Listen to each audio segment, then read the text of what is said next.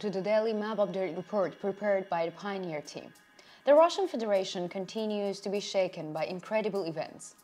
As you will remember from the reports we have prepared on the agenda, Wagner leader PRigozhin recently lost his life with the crash of his private jet. Meanwhile, the Ukrainian army was continuing to make significant gains on the front line. According to the latest reports, the Ukrainian Armed Forces are continuing their counteroffensive operations in 4 sectors of the front line. Moreover, Ukrainian artillery units are also achieving significant success by targeting Russian positions located behind the front line. So, what is the latest situation on the front line? Let's examine it together with the map. Don't forget to subscribe to our channel in order not to miss the map reports and daily reports that we have prepared as the Pioneer. In addition, I would be really glad if you could support us by using the super thanks button at the bottom of the video. I'm reading all your comments. Please continue to express your opinions about our content in the comments. If you're ready, let's start. The Pioneer reports. We've been transmitting developments related to Robotyne in our reports for a long time. We have been transmitting the developments related to Robotyne to you in our reports for a long time. There are new developments from the region. Moreover, these developments are pleasing on behalf of the Ukrainian Armed Forces, the Ukrainian people. According to the latest reports of local sources, the Ukrainian army has liberated more than half of the Robotyne region from the occupation of the Russian Armed Forces. Let's start the report by opening the map first. Yes, let's enlarge the Robotyne zone and let's assess the situation in the region accompanied by a timeline. In order to understand the situation in the region more clearly, let's take it back a week ago. Yes, as you can see, the Ukrainian army seems to have literally cleared the Russian troops from their positions around Robotyne. The progress in a week really seems quite remarkable. Even if the center of Robotyne has come under the control of the Ukrainian army, there are still Russian army fortifications in outskirts south of Robotyne. According to the latest reports of local sources, Ukrainian troops are working on eliminating these fortifications. But this is not an easy task. In our reports about 2 months ago, we mentioned that the Russian army had made an intensive build-up to the Zaporizhia front line in order to stop counterattacks of the Ukrainian army. In addition, there is another major obstacle to the progress of Ukrainian troops in this region. Those obstacles are minefields. The Russian army had placed mines on almost every square meter to stop the Ukrainian army's advance in this area. Therefore, Ukrainian troops are getting stuck into the mine barrier. The mines are cleared, and then the Ukrainian infantry performs the death stroke.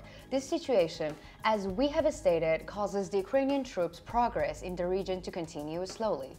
However, while the Ukrainian troops continue their clearing operations in the minefields, the Ukrainian artillery units are prepared by launching attacks on the Russian positions behind the minefields. According to the latest reports of local sources, Ukrainian artillery has carried out operations in the eastern part of the Zaporizhia front line in recent days, within an area of about 113 square kilometers. Within this area, there are Nesteryanka, Kopyani, Novoporokivka, and Verbov and Novopokrovka regions. Now let's continue our report with the Wuhldar section of the Zaporizhia front line on the map. As you may recall, the Stormyorsk and Yerkhin regions in this region had come under the control of the Ukrainian army. Russian troops, on the other hand, are making an intensive efforts to capture Yerkhin, which they lost here, but this effort usually did not yield any results. According to recent reports, Russian troops are continuing these unsuccessful attacks. The Yerkhin region has recently once again faced attacks by Russian troops. However, the Ukrainian Marines stationed in the area managed to repel the Russian troops. There is also an attempt by Ukrainian troops to advance here. Now let's take a look at PRigozhin region. As you may remember, the troops of the Ukrainian army in Stormyorsk had been shifted to PRigozhin region. Thanks to this, the Ukrainian army wanted to encircle the Olna PRigozhin region, which was already besieged from the north, from the east as well.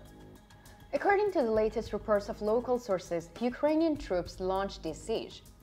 Even recently, Ukrainian infantry carried out an attack in the direction of PRigozhin. However, no results were obtained from this attack. It seems possible that we can say that the Ukrainian army will be even more active in this region in the coming days. We are witnessing the offensive operations of the Ukrainian artillery units in Wuhldar sectors, as well as in the entire Zaporizhian front line. attacked by Ukrainian artillery, are a major threat to the Russian troops stationed in this region. According to the latest reports, Ukrainian artillery units severely hit Russian positions in Zavitny Bezhany, Staromyrnivka and Kermichinsk regions in the Buhaldar section on the Zaporizhia front line. Now let's continue with the Donetsk front.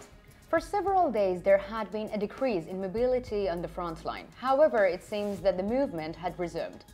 Let's take a look at the situation in the region accompanied by the latest reports of local sources. Let's first show the Donetsk front line on the map. As you can see, this front line has a length of about 68 kilometers.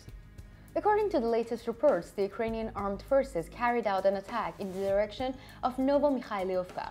No progress had been made in the points of operations of the Ukrainian infantry and Ukrainian artillery units. We see that Russian forces are active in Marinka and Avdiivka regions.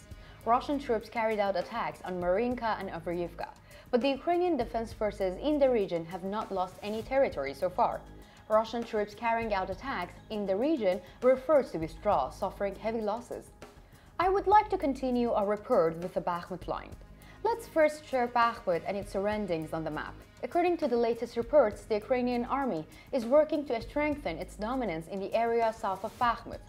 According to the latest information report by Andriy Kovalev, the spokesman of the General Staff of the Armed Forces of Ukraine, Ukrainian troops have fully established control over the areas of the dominance in the liberated areas in the direction of Klishchivka, Kurdyivka and Andriivka, located south of Bakhmut.